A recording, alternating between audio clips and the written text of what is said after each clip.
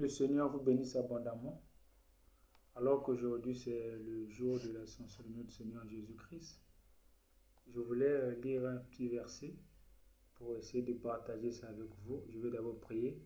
Seigneur, notre Dieu, notre roi, notre Père, bénis ce sermon, bénis tes enfants qui vont écouter cette prédication, que cela puisse les aider de s'approcher encore de plus en plus avec toi, d'être toujours attaché à toi, de la prière, de la consécration, et que leur vie soit de plus en plus meilleure. Pour cette prédication, au nom de Jésus-Christ. Amen. Je vais lire dans Matthieu 6, à partir du verset 7. En priant, ne multiplie pas de vaines paroles, comme les païens qui s'imaginent, à force de paroles, ils seront exaucés. Ne leur ressemblez pas, car votre Père sait de quoi vous avez besoin, avant que vous ne lui demandiez. Voici comment vous devez prier. Notre Père qui est aux cieux, que ton nom soit sanctifié, que ton règne vienne, que ta volonté soit faite sur la terre comme au ciel. Donne-nous aujourd'hui notre Père quotidien. Pardonne nos offenses, comme nous pardonnons aussi à ceux qui nous offensés. Ne nous induis pas en tentation, mais délivre-nous du mal, car c'est à toi qu'appartient dans tous les siècles le règne, la puissance et la gloire. Amen. Dieu vous bénisse abondamment, qu'il bénisse aussi sa parole. Donc, je voulais parler d'un petit sujet, notre Père qui est aux cieux. Jésus-Christ, montrant la façon de prier à ses disciples, il leur a dit, quand vous devez prier, vous devez commencer par dire, notre Père qui est aux cieux. Donc, la prière, avant d'abord que ça soit un moyen de demander des choses à Dieu, un moyen de demander des besoins, nos désirs, ça doit être d'abord un moyen de s'approcher de Dieu. Donc, lorsque nous devons prier, la première des choses, nous devons d'abord s'approcher de Dieu. Voilà pourquoi Jésus a dit, quand vous devez prier, vous devez dire notre Père qui est aux cieux. Donc, cette phase de la prière, cette étape, nous montre quand nous devons prier, la première des choses, nous devons d'abord commencer à adorer Dieu, à élever Dieu, à l'exalter. Il est grand, il est adorable, il est extraordinaire, il est merveilleux, il est sublime, il est infini. Donc, dans cette étape, ça consiste dans la méditation, dans l'adoration, dans les louanges. Vous pouvez lire un psaume de la Bible. Vous devez commencer à chanter Dieu avec des cantiques spirituels, des cantiques inspirés. Vous créez l'atmosphère. Et lorsque vous commencez à créer l'atmosphère, la présence de Dieu va commencer à se manifester et vous commencez à élever Dieu. Et vous commencez à le remercier. Parce que le Seigneur t'a donné la force de prier. Il t'a donné la bonne santé. Il t'a donné l'opportunité d'être compté parmi les vivants. Le Seigneur te garde en vie. Il te protège, il te donne à manger, il te donne à boire. Tu dois d'abord commencer à le remercier. Et lorsque tu commences à remercier le Seigneur de la joie, le Seigneur est content, il est tellement ravi là où il est assis sur son trône. Et la deuxième des choses, que ton nom soit sanctifié. Donc le nom du Seigneur est sanctifié lorsque nous vivons la parole. Voilà pourquoi Jésus a dit, Père, sanctifie-les par la parole, car ta parole est la vérité. Donc nous devons nous sanctifier. Nous devons nous demander pardon. Parce qu'on ne peut pas venir de la présence de Dieu et dire que nous sommes dignes.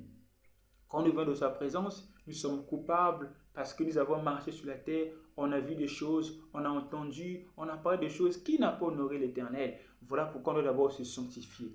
Voilà pourquoi Ésaïe, dans la présence, quand il avait vu les séraphins qui couvrent leur visage, et il criait Saint, c'est l'Éternel, Ésaïe a senti qu'il était coupable. Parce que si les séraphins qui n'ont jamais péché ne pouvaient pas voir l'Éternel à cause de sa sainteté, me connais-tu de moi?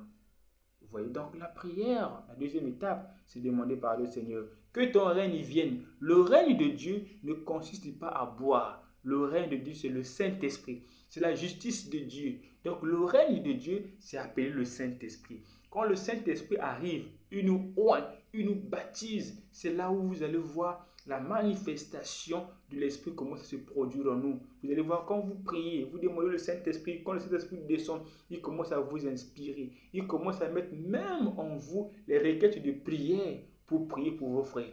Et quand vous appelez le Saint-Esprit, Il va commencer à vous souffler. Priez pour tel frère. Il a tel problème. Priez pour lui. Vous voyez. Jusqu'alors, vous ne demandez pas encore quelque chose qui est personnel.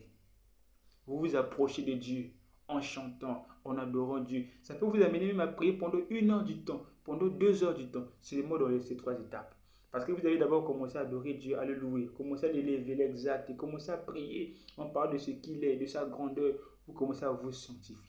Et vous appelez le Saint-Esprit. Il commence à manifester. Que ta volonté soit faite sur la terre comme au ciel. Donc, la volonté de Dieu, cela signifie que lorsque nous prions, lorsque nous demandons les choses à Dieu, cela doit se faire selon sa volonté. Donc le Seigneur aussi a sa volonté de notre vie. Lorsque nous venons prier l'Éternel, ne pensez pas que Dieu n'a pas des choses qu'il veut que nous puissions faire. Le Seigneur aussi a sa volonté de notre vie. Il peut voir dans notre vie, nous avons la légèreté de leur côté prière. Il peut nous mettre le poids dans le cœur de commencer parfois à prier. Une fois par jour, nous puissions prendre 2 heures du temps pour se consacrer, pour prier. Il peut nous orienter, il peut nous dire qu'il veut que dans notre vie, dans chaque semaine, nous puissions prendre même 1 jour pour commencer à jeûner, pour commencer à se consacrer, pour prier pour des frères, pour prier pour nos familles. Et le Seigneur nous révèle cela lorsque nous sommes en train de prier.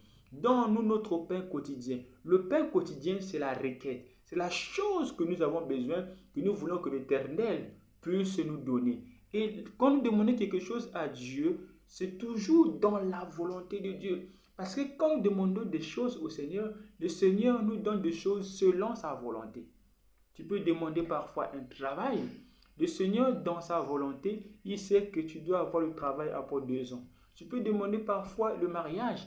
Le Seigneur sait que pour que tu puisses avoir le mariage, il faut d'abord que tu sois mature. Il faut d'abord que tu sois né de nouveau.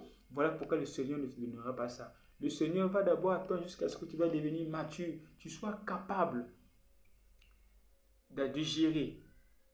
Un homme est capable de bien se comporter pour qu'il puisse te donner ce que tu as besoin. La plupart des enfants de Dieu se fâchent lorsqu'ils prient l'Éternel pendant longtemps et ils ne voient pas l'accomplissement de ce qu'ils demandent. Or, parfois, le Seigneur ne lui donne pas parce que le Seigneur est contre lui, c'est parce que le Seigneur voit que la chose n'est pas bonne pour nous. Parce que le Seigneur nous donne les dons parfaits et excellents. Même des choses que nous demandons à Dieu, si Dieu voit que la chose là n'est pas bien pour nous, il ne nous donnera pas ça. Si c'est dans le programme de Dieu, ce que je demande, Dieu n'a pas voulu que je puisse avoir ça, le Seigneur ne va pas me donner ça. Voilà pourquoi beaucoup sont frustrés, ils abandonnent la prière, la consécration. J'ai prié pendant longtemps, Dieu ne me donne pas.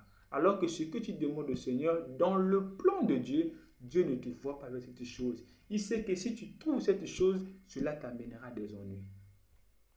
Pardonne nos offenses comme nous pardonnons aussi à ceux qui nous ont offensés. Donc le Seigneur nous pardonne aussi lorsque nous pardonnons notre frère.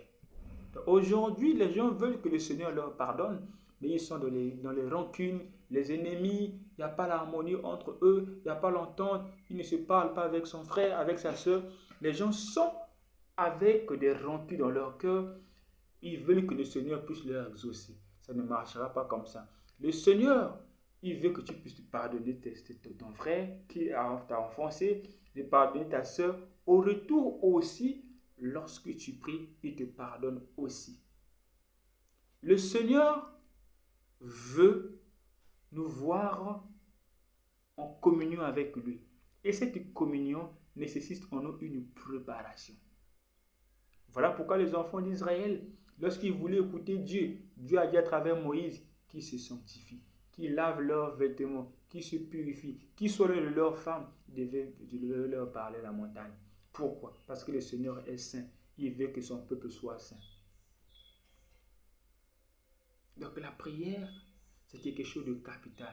Nous devons d'abord commencer à élever Dieu, à l'adorer, l'exalter, le remercier, nous sanctifier. Et quand tu viens de la prière, si tu as un problème avec ton frère, va d'abord arranger cela. Et lorsque tu arranges, tu es vidé. Ton cœur est en paix. Tu es à l'aise. Et Jésus a dit, si ton cœur ne te condamne pas, demande tout ce que tu as besoin. Et toi, tu viens demander quelque chose à Dieu alors que tu as encore des rancunes. Ça ne marche pas comme ça. Tu es ennemi avec ton frère.